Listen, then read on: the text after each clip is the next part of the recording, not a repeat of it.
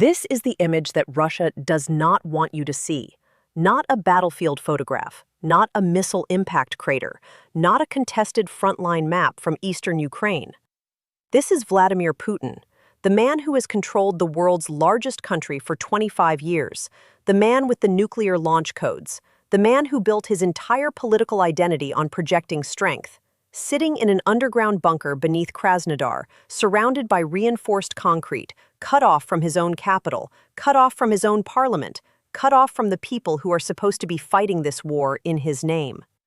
The FSO, Russia's Federal Protective Service, has implemented security protocols so extreme that the cooks who prepare his food are forbidden from using public transportation. The guards surrounding him are forbidden from carrying internet-enabled smartphones. Not a single State Duma deputy was invited to attend the 2026 Victory Day parade. The man who told Russia he would restore its empire is hiding underground. And the reason he is hiding there is the same reason that 1,200 miles inside Russian territory, in the Kirov Oblast, far beyond anything anyone said Ukraine could reach, a pipeline pumping station called Lazarevo is no longer pumping anything. Let's get technical about this for a moment, because the Lazarevo strike is not merely a military event. It is a proof of concept that changes every strategic calculation Russia has made about the geography of this war. The Lazarevo linear production and dispatching station sits in the Urzhum district of Kirov Oblast, approximately 1,200 kilometers, 746 miles, from the Ukrainian border. That is further than the distance from London to Warsaw. This facility is not a peripheral target. It is the arterial valve of the Surgut-Gorky-Polotsk pipeline, the main transit corridor moving Siberian crude oil westward through European Russia and into Belarus. Its integration with the Druzhba pipeline network means that Lazarevo's degradation is not just a Russian military problem. It is a European energy event with consequences extending far beyond any single front line. On the night of May 30th to 31st, 2026, Ukraine's unmanned systems forces, operating in coordination with special operations forces and military intelligence, reached that station with drone strikes and hit it. Let that sit for a moment. A country that did not exist as a military aviation power 3 years ago just demonstrated precision strike capacity 746 miles inside Russia's sovereign territory against strategic energy infrastructure. Every Russian general, every Kremlin strategist, every defense planner who drew a safety line around Russia's interior and called it protected has to redraw that line, and they do not know where to draw it next. Make no mistake, Lazarevo was not the only target that night. Ukraine executed a simultaneous multi-vector campaign across Russian energy and military infrastructure that the Kremlin's air defense network, representing over 40% of Russia's federal budget, failed to intercept. The Saratov oil refinery, sitting on the Volga River, owned by energy giant Rosneft, processing approximately 7 million tons of crude oil annually and producing the diesel, gasoline, and aviation fuel feeding Russian military operations across the southern and central military districts, was struck in a multi-wave drone attack at 3 a.m. Saratov Governor Roman Busargin attempted to describe the damage as affecting only civilian infrastructure, a sentence containing its own refutation, since the refinery is the civilian infrastructure supplying the military. In Rostov Oblast, the agro-product fuel depot at Matveyev-Kurgan was struck and burned completely, forcing civilian evacuations. In Krasnodar Krai, the Tuapse refinery sustained heavy damage, disrupting Black Sea fuel export flows. At Taganrog Military Airbase, confirmed satellite imagery documented the destruction of two Tu-142 long-range maritime patrol aircraft and one Iskander ballistic missile launcher. Drone control centers in Kalinov in Donetsk, Grafovka in Belgorod, and Bydgoszcz in Kursk were simultaneously eliminated. This was not a raid. This was a coordinated strategic air campaign executed without a conventional air force, using platforms that cost a fraction of a percent of what they destroyed. Here's the part the mainstream news missed entirely. The financial asymmetry of what Ukraine executed that night is the most strategically significant ratio in this war. A Ukrainian strike drone costs thousands of dollars to manufacture and deploy. A Tu-142 maritime patrol aircraft costs hundreds of millions to replace, requiring years to rebuild. An Iskander ballistic missile system costs approximately $4 million per missile, with the launcher itself representing a strategic asset that cannot be quickly reconstituted from Russia's depleted industrial base.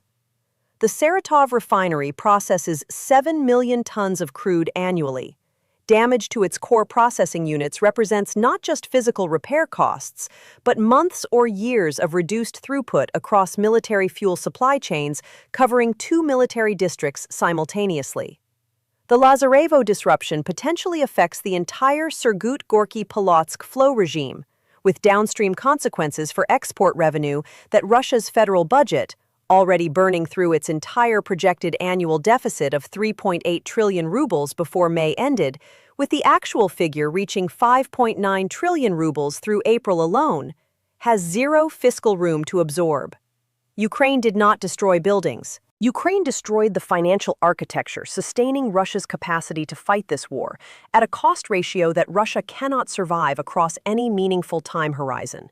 Stay with me because this goes all the way back to a military doctrine that the great powers learned at catastrophic cost in the 20th century, and that Ukraine has quietly mastered in the 21st. In the summer of 1944, Allied strategic air forces executing Operation Point Blank identified a single truth that changed the course of the war.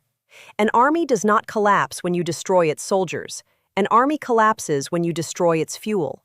The Wehrmacht's capacity to resist the Normandy landings, to mount counteroffensives in the Ardennes, to sustain armored formations on the Eastern Front, was not broken by attriting German infantry.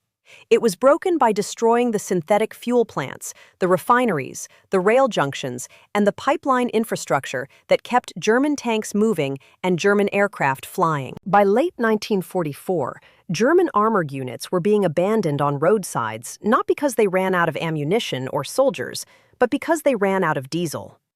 The Ardennes offensive, Hitler's final strategic gamble in December 1944, collapsed in part because German armored columns literally ran out of fuel before reaching their objectives.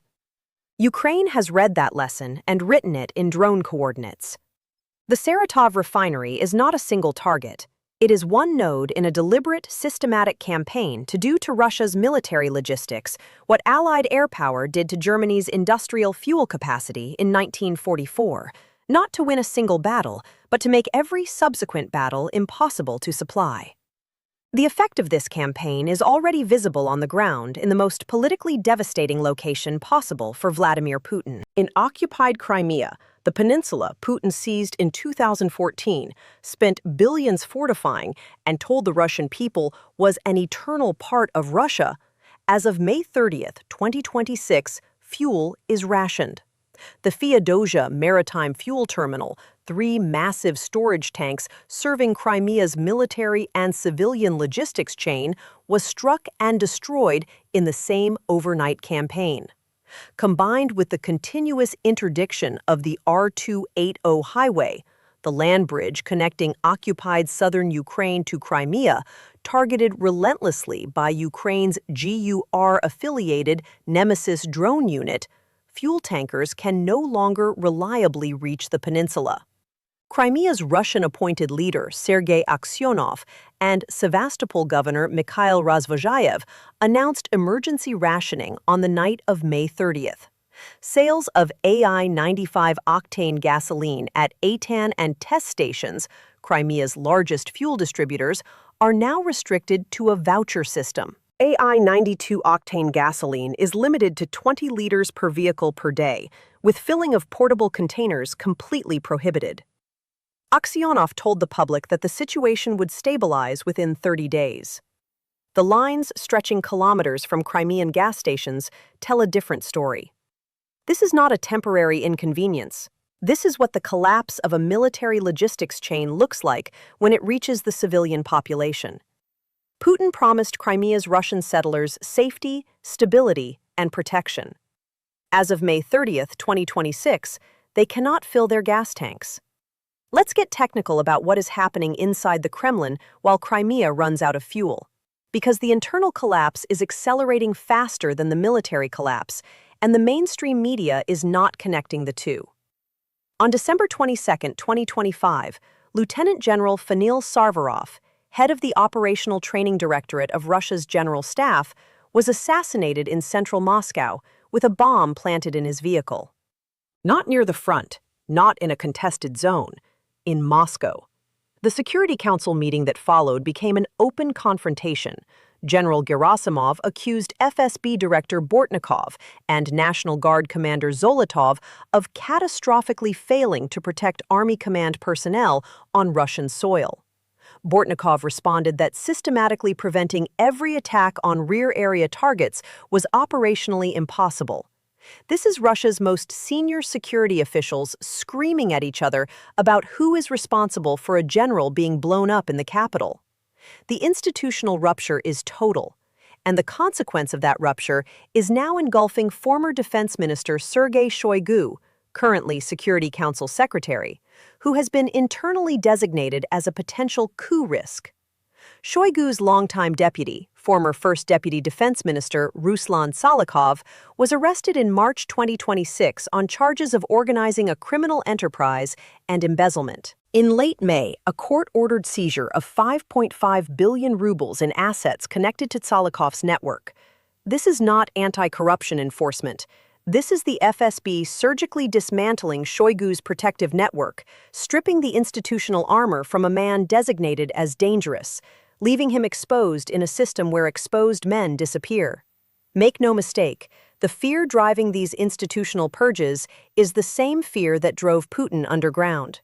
Intelligence reports confirmed through European intelligence services and independent Russian investigative outlets describe Putin as genuinely terrified of a drone assassination attempt or an organized coup from within his own elite.